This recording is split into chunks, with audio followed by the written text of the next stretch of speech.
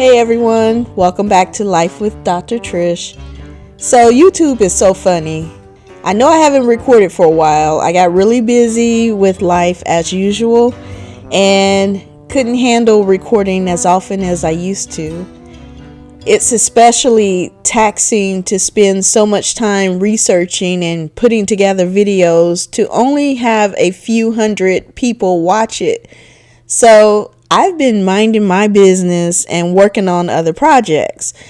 But then all of a sudden a video I recorded almost a year ago decides to get popular. That's what I mean about YouTube being funny. It's really unpredictable. I've gained several hundred new subscribers since YouTube started pushing out my J. Edgar Hoover video again. I've been meaning to film anyway, so y'all, I'm back at it. If you're new to the channel, welcome. I'm Dr. Trish Varner, and I discuss a variety of topics on my channel. However, my most popular videos have been on the topic of ancestry, family backgrounds, and race. These weren't topics at the top of my list when I started YouTube, but I do have an interest in them, and I try to discuss topics that interest my viewers. Anyway, with that said, today's video is in response to another viewer's request. Let's talk about Carol Channing's background. So I have to admit, I did not initially know who Carol Channing was. Carol Channing was born in 1921, before my grandmother was even born. Carol lived a long life and passed away in 2019 at the age of 97. I've always been fascinated about people's life stories. That's probably why I ended up with a doctorate in psychology. I like to know what makes people do the things they do, or how they became the way they did. One thing I know for sure is, although things we have access to may change, and what is considered popular or not popular may change, but in many ways the human experience has remained the same. And there's a story to tell with Carol Channing. Carol Channing was an entertainer, actor, singer, dancer, and comedian. She starred on Broadway and in film musicals. She had a long career. She was nominated and won numerous awards for her craft, and was even inducted into the American Theater Hall of Fame, and also received a Lifetime Achievement Tony Award. She had a lot of accolades. In her later years, she released an autobiography, and there was also a documentary film about her career in 2012. Carol Channing must have been like a Beyonce or a Rihanna of her time. I respect the drive she had to live her life and work the way she chose. As a woman during her time, I know that could not have always been easy. It's not always easy now. So, what was the controversy about Carol Channing? She lived the life she wanted. She had 4 husbands and an awesome career, but that wasn't necessarily unheard of. Having multiple spouses in Hollywood, I guess, was even popular back then. Whatever rocks your boat, I'm not here to judge. She was married to one man for 43 years, by the way. That alone deserved a medal. The hidden secret about Carol Channing was she was part black. The funny thing is, for the majority of her life, she did not admit to being part black. But now, if you look up her biography online, you will see they have her father listed as black or multiracial. AARegistry.org even went as far as describing Carol Channing as a black actress, a title Carol herself probably never accepted and was at the minimum not comfortable calling herself. We will get to that in a moment. Why does that matter? Well, we're going to talk about it. I've seen comments about people being upset about the one drop rule. Now, I don't necessarily believe one drop of black blood makes you black. Let's start there. However, I do have to admit, I start to put myself in the shoes of that person who contributed their one drop of black blood, and it bothers me when that individual is not recognized or acknowledged for their contribution, especially during the times where it had to literally break their hearts to separate themselves from their children or grandchildren for the sake of allowing them to have a better life. I never had to be challenged with passing as another race to have a better life because my levels of melanin never allowed me to be seen as anything other than black, and I'm not mad at it. I wouldn't want it any other way.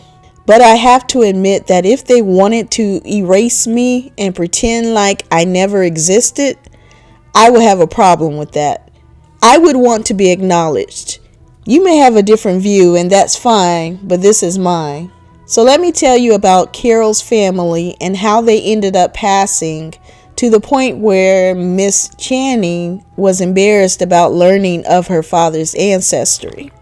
Carol was born in Seattle, and she was the only child of her parents. Her mother, Adelaide, was of German Jewish origin. Carol was always told that her father was from a German background. Technically, this was partly true, which still makes it a big lie. Carol's father, George Christian Stucker, was biracial. He knew that would be a problem in the world he lived in, so he decided to change his name to George Channing and lived his life as a white man. This is where it gets somewhat complicated. Was it really George's choice to pass as white, or did his mother set that stage for him? George's mother, Clara, who was Carol Channing's grandmother, was a black woman. A woman who could not pass as anything other than who she was. I relate to that, and I wonder what decisions I would have made if I lived in those circumstances. As a mother, I understand I would want the best life possible for my children. However, I don't know if I could deny them of my or their heritage. I imagine it could not have been an easy decision for Clara. Carol's grandmother, Clara V. Jones, was born in 1860, just a few years before the end of the Civil War and the Emancipation Proclamation that freed the slaves. Clara worked as a domestic worker. She gave birth to a daughter, Estelle Stucker, in 1887 and to her son George in 1888 in Augusta, Georgia. Estelle's and George's father, George Christian Stucker, descended from German immigrants. He was born in 1860 and was the same age as Clara. I could not find any information about how they met or if it was a consensual or forced relationship. Even though, based on their ages, they would have started their relationship after the end of slavery, that does not mean the relationship was consensual. Black American women were forced into intimate relationships with white men long after slavery ended. I discussed this in another video, which I will link here. What we do know is their white father died in 1889, just 1 year after little George was born and 2 years after Estelle was born. Clara was left to raise 2 biracial children by herself. She decided to move away from Georgia to Providence, Rhode Island, to give her children a better opportunity. After moving up north, Clara separated herself from her children, not wanting them to be labeled as black. Clara was too brown to pass for white, so she sacrificed a relationship with her own children so that they could pass for white. It's not clear who ended up raising Clara's children, but George had a good life. He was well educated. He was awarded a scholarship to Brown University, where he was recognized as an excellent orator and debater. After graduating from Brown University, George went on to study at Yale University. George changed his last name from Stucker to Channing before Carol was born.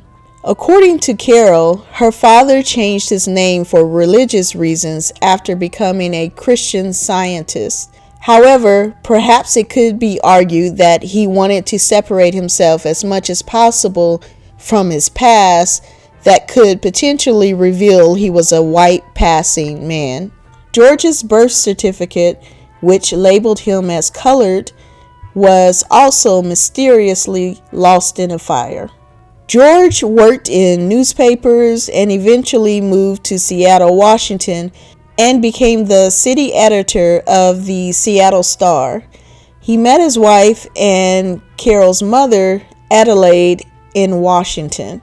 They later moved to San Francisco, where Carol was raised. It's not clear when George told his wife, Adelaide, about his mixed ancestry. However, according to Carol, her mother was aware.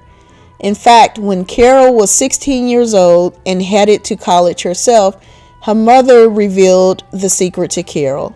In Carol's autobiography, she revealed her mother told her, quote, "I'm only telling you this because the Darwinian law shows that you could easily have a black baby." End quote. Her mother's statement reveals a lot. It shows just how catastrophic people thought having even a small percentage of black blood would be. Remember, Carol's father was one half black, making Carol at best a quarter black. Carol's child would only have roughly 12% of African ancestry, but they had real fears about having a black passing baby. Carol says she was not upset about the news when her mother told her, but yet she chose not to reveal the secret publicly until 2002, when she was 80 years old. That's a long time to keep a secret that you're supposedly not ashamed of. Carol obviously wrestled with her family's identity and what that meant to her. In Carol's interview with Larry King in November 2002, Larry asked Carol about her father's background. Here is some of the transcript. King: "Let's start early in that truth. Your father was black." Channing: "No, he was not black. I wish I had his picture. His skin was the color of mine. I don't know, maybe. Yes, it's all right. Well, no, my father, you read the tabloids, don't you?" King: "No, it says in my notes, your beloved father, George Channing, a newspaper editor, renowned Christian Science lecturer, listed as colored on his birth certificate." Channing: "Yes, and the place burned down, but nobody ever knew that. But I know it. Every time I start to sing or dance, I know it, and I'm proud of it." King: "So he was black?" Channing: "No, there was a picture in our family album, and my grandmother said, I never saw them. My grandfather was Nordic German, and my grandmother was in the dark, and they said, no, she was, and I'm so proud of it, I can't tell you. When our champion gave me the next part was unintelligible. Then she goes on to say, again, no white woman can do like I did. King: "So you're proud of your mixed heritage?" Channing: "Very, when I found out. I was 16 years old and my mother told me.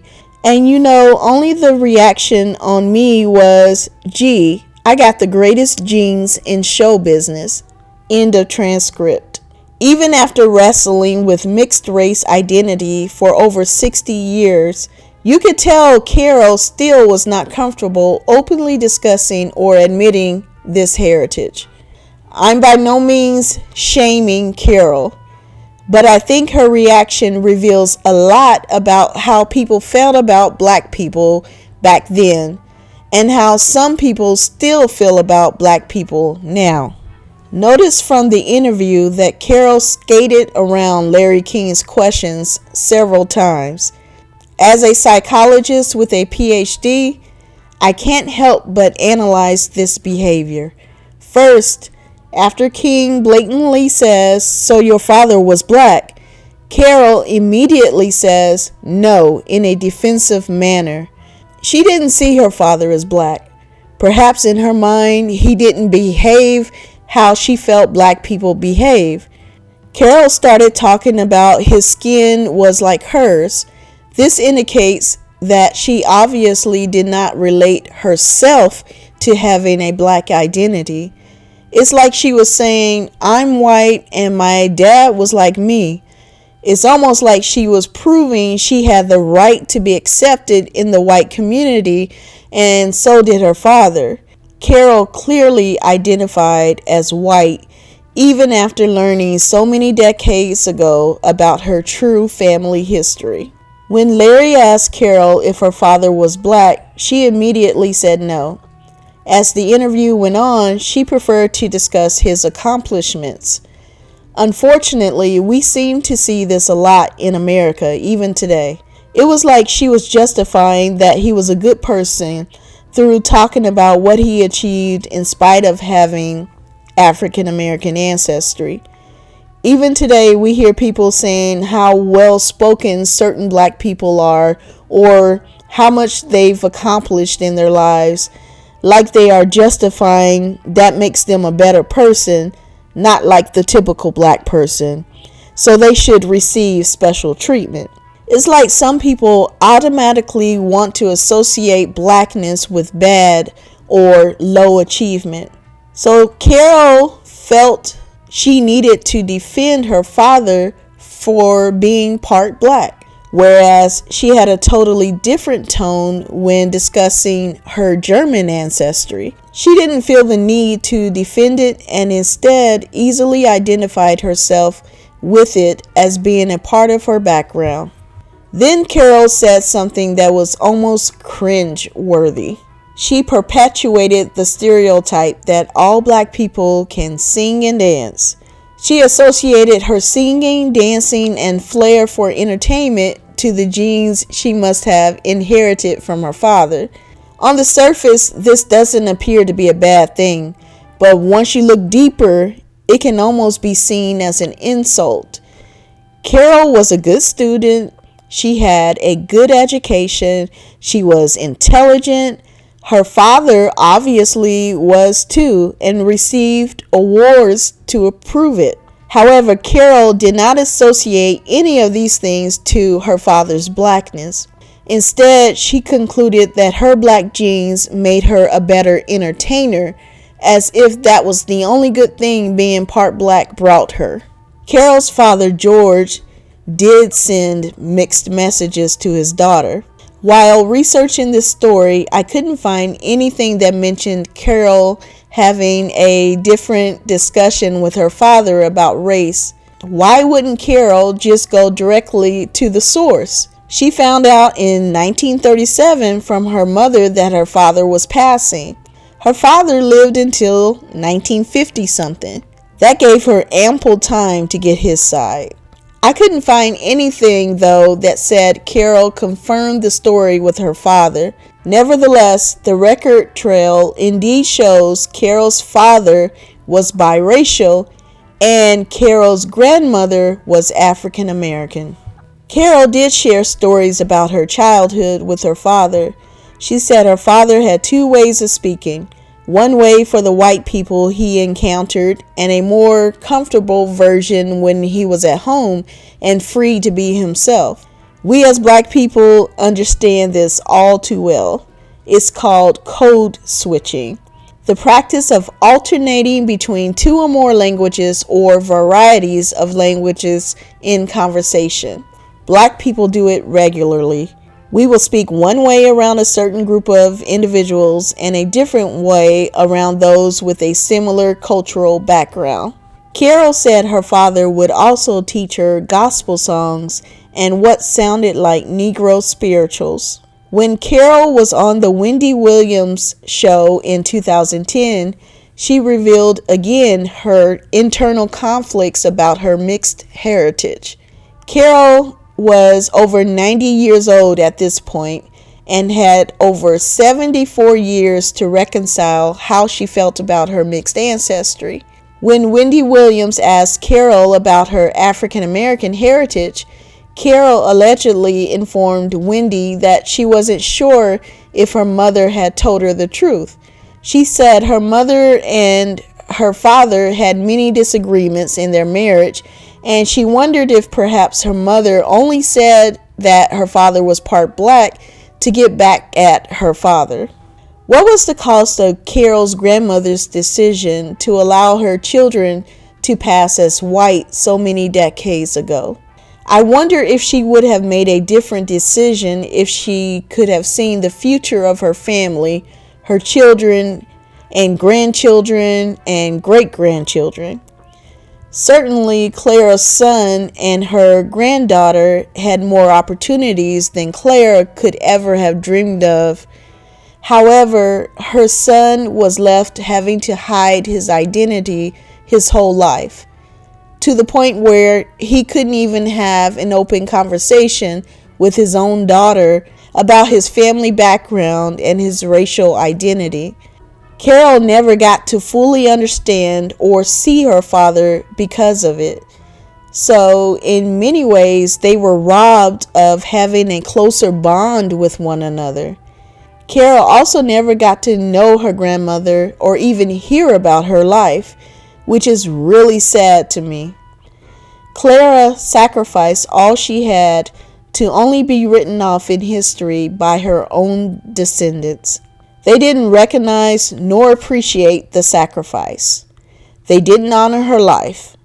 To me, regardless what percentage of African American ancestry is left in the families that pass for white, it's disrespectful to wipe out the ancestor who suffered, cried, and died for the better life you now live.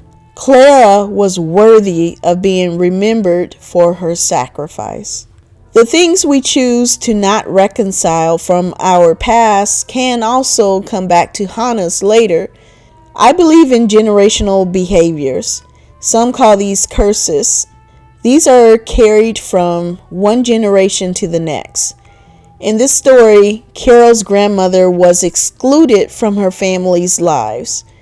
Carol's parents only had one child, but Carol was left not fully knowing her father's background and thus missed out on understanding a big part about her father. Carol also only had one child. In past interviews, Carol discussed how she wasn't there for her only son. She said she worked too much and she wasn't the best mother. In the last years of Carol's life, her son hadn't spoken to her in over 15 years. So at the end of the day, there was a cost for keeping the family secret, and it appears to be something that has affected the family from generation to generation. Although Clara's sacrifice allowed her children and her grandchild to have great opportunities in education, their careers, and their finances, they failed at building a strong family unit that could be passed on from generation to generation. Was that sacrifice worth it? Let me know what you think. Hey, don't forget to subscribe to the channel. It's free, by the way, and hit the notification bell as well. We're going to have a lot more to talk about, and I have some very interesting stories and topics coming up. I look forward to chatting with you. See you soon.